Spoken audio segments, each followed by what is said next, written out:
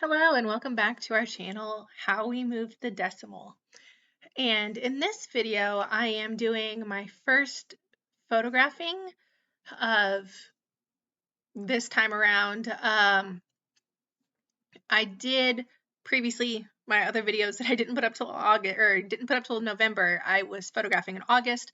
I tend to do major photograph dumps in August and in January or December because this is my breaks in my semester. So this is the times I have off before it starts picking up really quickly again. Plus, over the summer, that's when we tend to get most of our inventory, and I'm just weeding through it. Unfortunately, this has been on my quote unquote death pile or money pile or whatever you want to call it. These have been in there a really long time. And sometimes, if clothes sit too long, they tend to, I don't want to say like marinate, but you might notice stains and stuff that weren't previously there. Now, I know this is a controversial thing, and a lot of eBayers will go back and forth on this, and even some of the eBay YouTubers will go back and forth on this, on washing, if washing is a waste of your time or not a waste of your time. I like to wash things, especially if I get them at the bins. So if I get them at the Goodwill outlet, which it tends to be a lot more, I don't want to say dirty, but a lot less sanitary. One of the times I went to the Goodwill outlet, actually, there was a live mouse in the bin and I didn't realize it. And I thought it was dead, which I guess a dead mouse is probably equally as bad. But it started moving and I was like, oh, it's a live mouse. So, and there's dirt, and there was like another time there was a whole can of oil that had spilled, and it's made the whole store smell so bad. It's not the best smelling, and honestly, since we've had to wear masks because of the whole panini, since we've had to wear masks, it's actually been nicer because I'm not breathing in the dust or the smell from it. But I'm finally going through some stuff. I had previously washed them, but I hadn't really gone through them and looked at them after I'd washed them. And so now I'm going through, I'm trying to find sizes. I have so much in my money pile that if it's not easily sizable and if it's not worth that much money, I'm just donating it. I don't have the time or the ability to deal with buyers returning things because they thought it was the wrong size. I recently had a buyer return something because they claimed it was not the same size as the one they already had, but honestly, even with measurements in my listings, I still get returns. I did have measurements in that listing, but unfortunately, sometimes manufacturers change sizes slightly, and it isn't even our fault, but it will be a return. So if there is actually no size on it and it is not worth that much money, and my threshold of that much money may be way lower than other people's, my threshold on not that much money. So if it's $25 or less and there's no size tag, then I will donate it. If I can get over $25 for it, then I will do the measurements and I will list unsized or size cut out. Please see measurements, and give very detailed measurements in the pictures and also write them out in the description. But honestly, it's just not worth my time.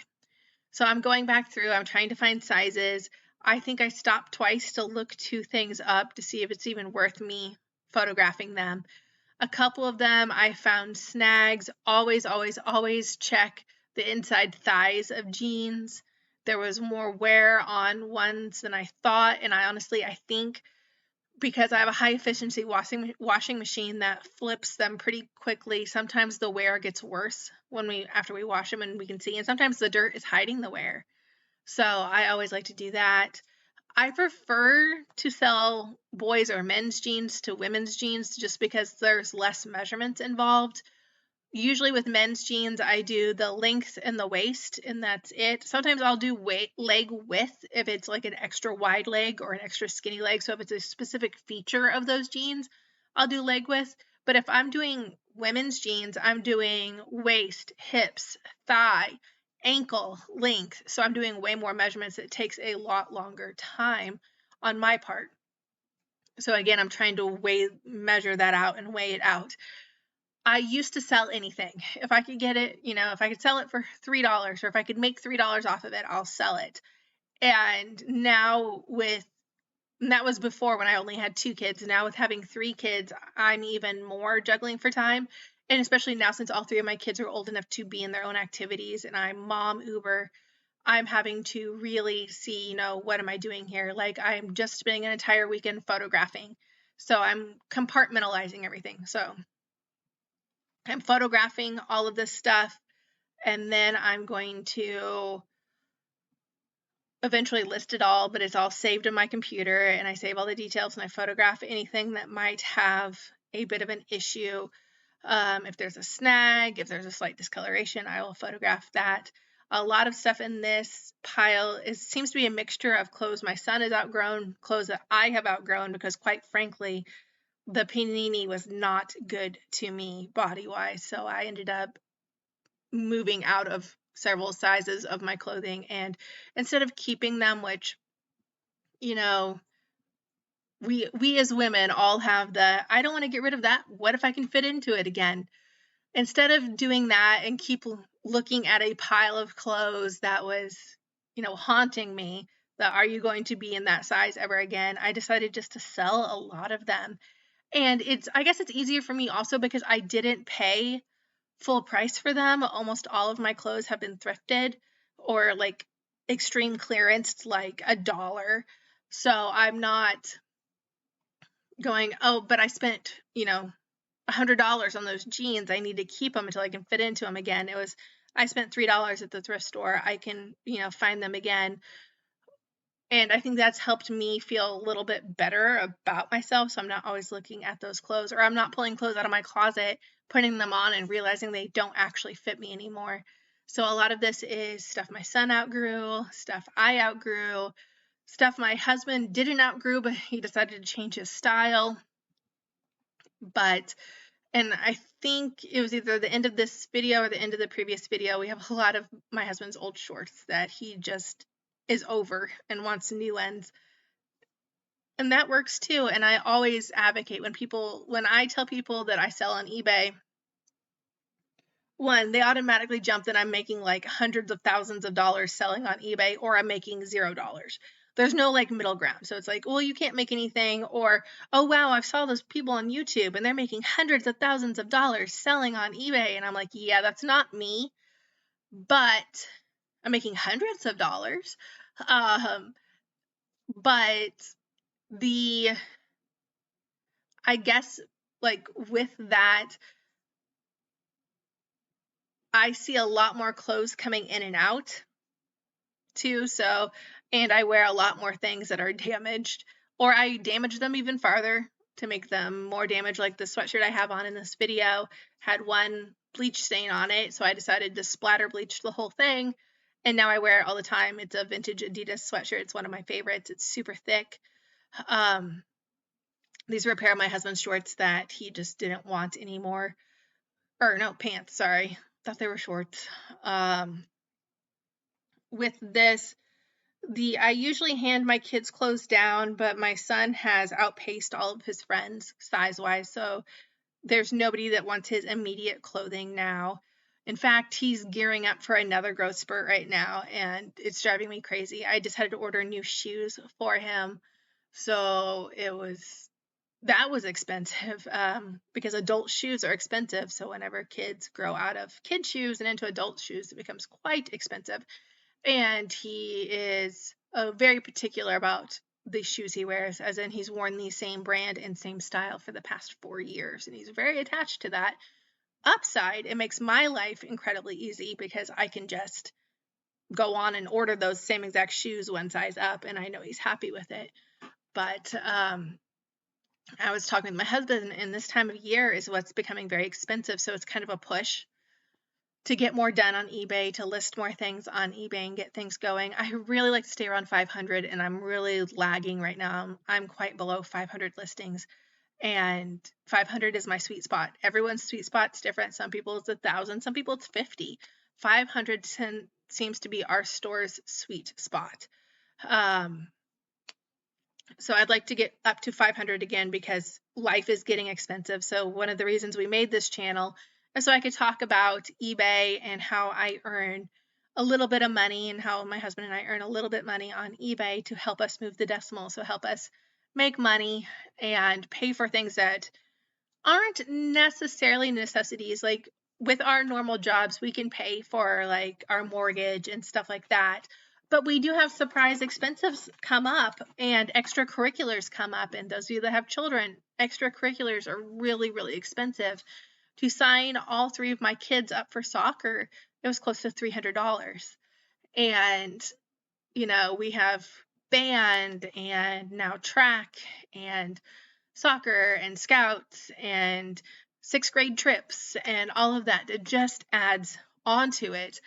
And just to make everything epically more awesome, my beloved minivan that is 9 years old that I have had, those 9 years decided to have the engine completely explode on me.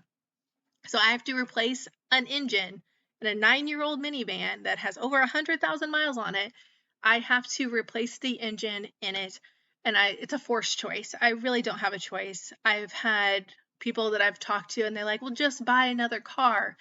I don't know if anyone's looked at the car market lately or have tried to buy a car, but a new minivan, even with 50,000 miles on it, so a used minivan with 50,000 miles on it, is still close to $30,000.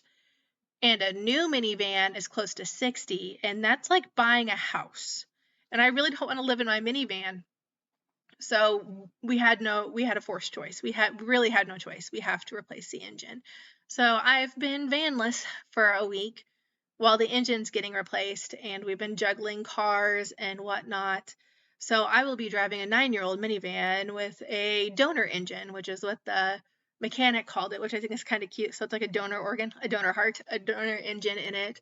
And hopefully it works. I'm hoping to get 50 more thousand miles out of it, another 4 to 5 years until the car market settles down.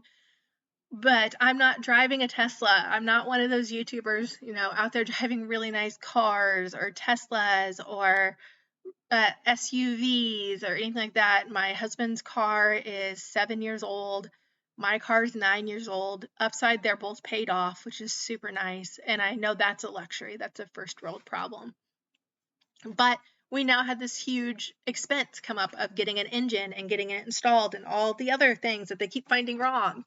And if we hadn't had a little bit saved up extra, that on top of all the extracurriculars, on top of going on vacations this summer and trying to plan all that out, that would get really expensive.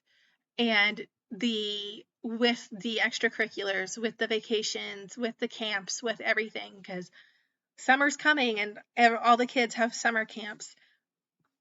All of that can be very overwhelming and very expensive, and we could just go along and put it on credit cards and forget about it. But then it collects interest and it just becomes overwhelming, and you have all the hidden costs. And like I joke with my husband that how we move the decimal channel is about the hidden costs, penny in, penny out. And no, I'm not buying a Tesla off my eBay income. No, I'm not making a course off my eBay income. I'm paying for soccer, paying for swim lessons, paying for, the extra pack of socks you need to go to camp. Or for me, I'm actually going to camp with my oldest this year, and it's my first time doing it. It's usually dad, but it's me doing it. I have no shorts I can hike in.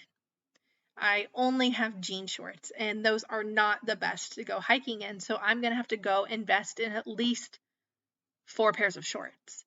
So that's another hidden cost. And kids grow and have dentist appointments and doctor's appointments and physicals and all of this stuff. And after the first of the year, New Year's resolution stuff, I know I hate getting sucked into it. But after the first of the year, for me, my New Year's resolution was to take care of myself. I've been putting off some major medical issues because of the panini and because of money and time, and I know it's going to be a big headache when it's all said and done, but it's also very expensive. Labs are expensive. God forbid somebody breaks a bone. It's really expensive. We have a running joke at our house that my oldest broke his finger and hand, and then 2 years later, almost like to the day, my middle child broke her finger and hand, other finger.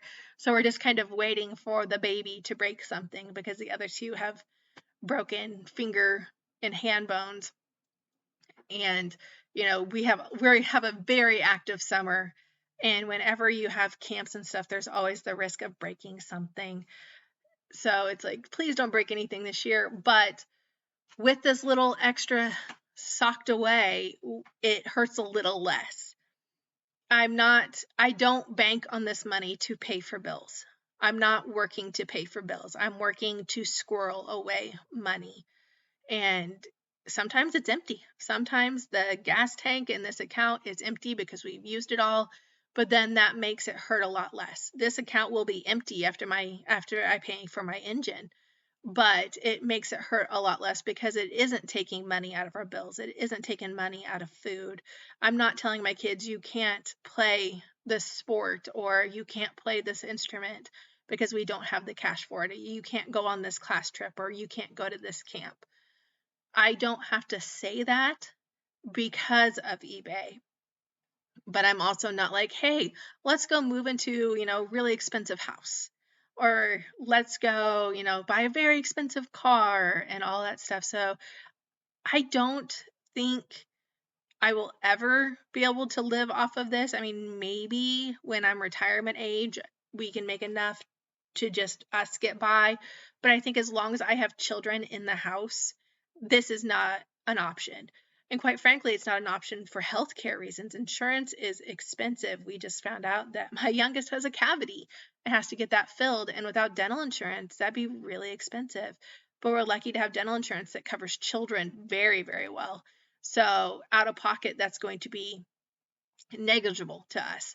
So I guess my moral of the story is I don't do this for the broad overreaching money, but I do it to sock some stuff away.